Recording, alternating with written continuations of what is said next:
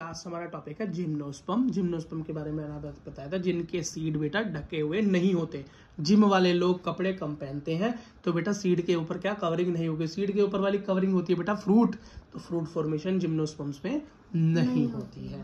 बेटा स्टेम कैसी होगी, या तो ब्रांच्ड होगी या अनब्रांच्ड होगी। अनब्रांच्ड होगी तो बोलेंगे साइकस, और अगर ब्रांच्ड होगी घनी होगी तो बोलेंगे पाइनस। क्या बोलेंगे बेटा? पाइनस। इस बात को हम क्या करेंगे, याद रखेंगे। अगला देखो, रूट्स कैसी होंगी बेटिया? टेप रूट होगा। अब आप बोलोगे भैया ये टेप रूट क्या है, तो बेटा आगे हम प्लांट्स में पढ़ेंगे कि टेप रूट कैसी होती है। टेप रूट का मतलब होता है बेटा सीधी रूट, और बेटा इस तरीके से उसमें ब्रांच निकली हो। अब आगे बेटा मैं और अच्छी तरीके से टेप रूट के बारे में तुम्हें समझाऊंगा। ठीक।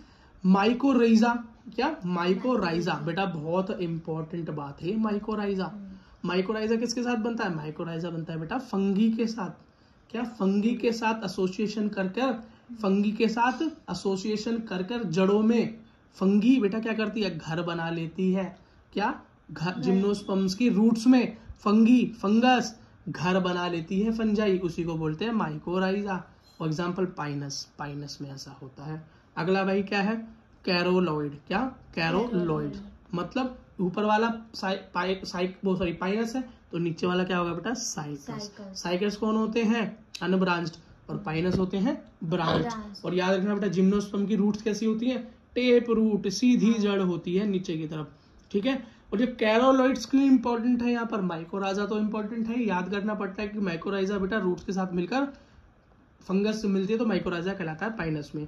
कैरोलॉइड्स इसलिए इंपॉर्टेंट है कि एंटू फिक्सेशन मतलब साइनोबैक्टीरिया जो है ना, साइनोबैक्टीरिया, साइनोबैक्टीरिया पढ़ा था ना हमने, ब्लू ग्रीन एल्गी, तो बेटा वो एंटू फिक्सेशन का काम करता है ना हेटेरोसिस्ट की मदद से। हाँ, तो बेटा वो जो करता है ना, वो कैरोलॉइड्स के साथ मिलकर करता है रूट्स में। ठीक है, लेग्यूम प्लांट्स के अंदर। अगली चीज बेटा, मेल कोन और फीमेल कोन। कोन क्या होते हैं बेटा? वही एसेक्सुअल स्ट्रक्चर जिसके अंदर स्पोर बनते हैं, गैमा बनते हैं।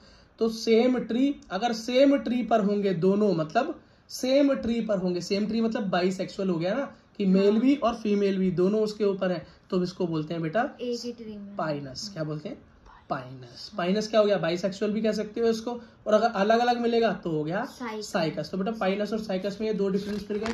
पहला क्या था कि बेटा साइकस वो है जो अनब्रांच्ड हो, और पाइनस ब्रांच्ड होते हैं। और बेटा पाइनस के बारे में एक चीज और देख लेते हैं। क्या पाइनस बेटा, पाइनस क्या है? ब्रांच्ड होता है, घना होता है, तो इसके अंदर क्या होते हैं? मेल और फीमेल दोनों कप भी प्रेजेंट होते हैं। और साइकस बेचारा क्या है? अनब्रांच्ड है, सीधा सीधा है, तो इसके अंदर अलग अलग होते हैं क्योंकि इतना घना नहीं है। ठीक है। अगला लीव्स के बारे में देखो, पत्तियों के बारे में देखो, जिम्नोस्पर्म की पत्तियां कैसी होती हैं बेटा? सिंपल और कंपाउंड दोनों तरह की पत्तियां मिलती हैं। अब बोलोगे भैया सिंपल लीफ कंपाउंड लीफ क्या है, तो आगे बेटा हम एक चैप्टर पढ़ेंगे, है ना। कंपाउंड मतलब मतलब उसके बेटा कंपाउंड का मतलब होता है उसके अंदर ये किस तरह की धारियां बनी होती हैं।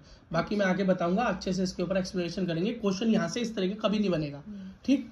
साइकस प्लांट क्या होती है बेटा? Pennate leave. अब बोलोगे पिन्नेट लीव क्या है, तो बेटा नेक्स्ट चैप्टर के लिए छोड़ दो, क्वेश्चन यहाँ से बनेगा ही नहीं कि पिन्नेट लीव्स क्या होती हैं।